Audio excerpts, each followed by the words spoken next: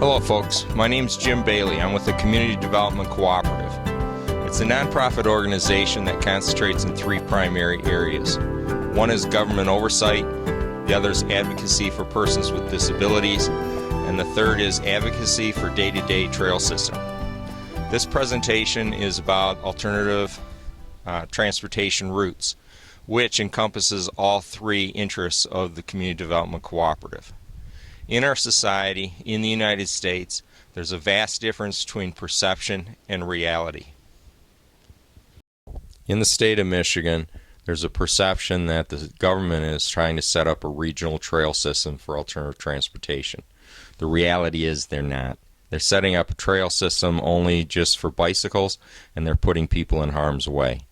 Statistically, from a U.S. Department of Transportation survey that was done in 2001, 41% of all trips were shorter than 2 miles, while 28% were shorter than 1 mile.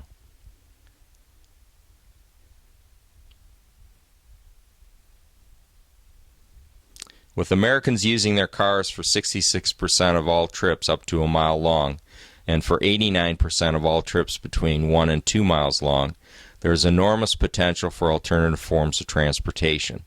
This is transportation not only for bicycles, but also for the transportation used by people with persons with disabilities, and also senior citizens who have lost their transportation.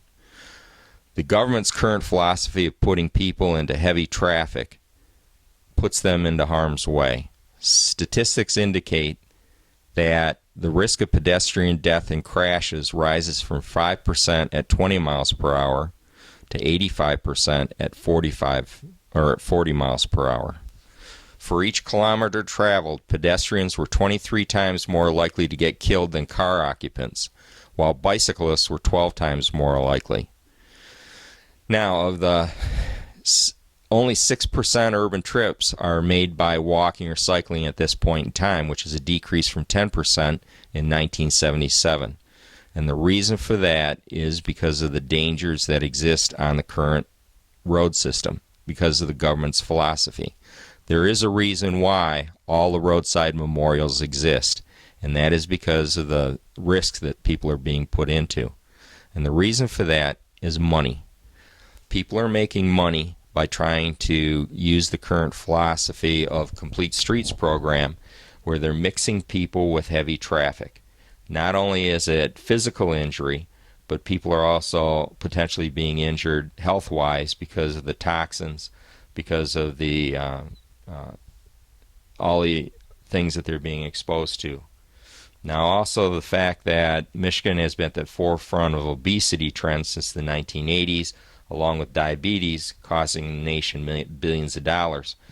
The alternative trail systems that we're advocating can also be used to address that situation.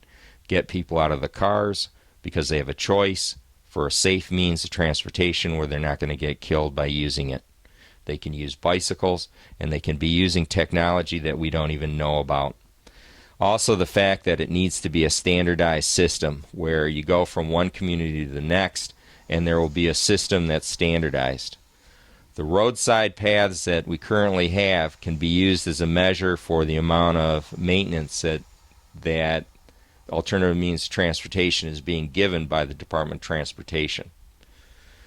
These roadside paths put people right next to traffic. As they plow the roads, as you can see, the roads are essentially clear, while the roadside paths are covered with snow and force people out into traffic. As they plow the roads, you can see where the residue from the snow is kicked right into the place that are considered the current philosophy where people should be to ride their bikes or the wheelchairs or to walk or whatever. Again, it puts people in harm's way when they're put out into a clear path, which is into traffic. Also, the maintenance. Alternative means of transportation routes are given a low measure in the hierarchy of things. You have the roads, which are clear, and then the paths, which is Edward Hines Parkway, are left snow-covered. The philosophy of the Community Development Cooperative with alternative transportation routes is the use of existing infrastructure as much as possible, giving people choices through appropriate access to all legal users in a manner that promotes safe, healthy, economical, and efficient movement of people and goods by all forms of transportation. That includes alternative forms of transportation for day-to-day economic use, which can include recreation. The use of alternative transportation routes are also built to serve as emergency evacuation routes in a case of a disaster. This is in contrast with the current philosophy of the Department of Transportation for the state of Michigan under the Complete Streets program. The Complete Streets program is where millions of dollars are being spent for one primary type of alternative means of transportation, which are bicycles.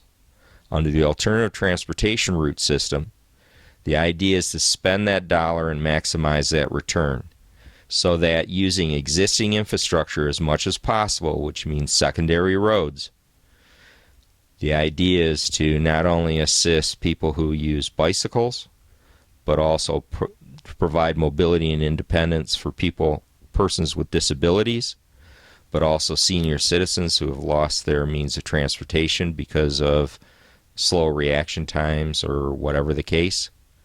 And also for a system set up, instead of being locked into one technology like bicycles, it's set up for technologies that we may not even know of at this point in time, but may be coming down the innovation system at this point in time.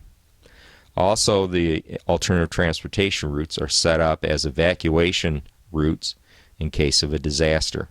So that $1 being spent has a potential return many times over what's currently being spent for the Michigan Department of Transportation's philosophy of trail systems, which are primarily for recreation and primarily for bicycles. The next presentation of alternative transportation routes is part 2, and that will look into further issues involved in the idea and philosophy of alternative transportation.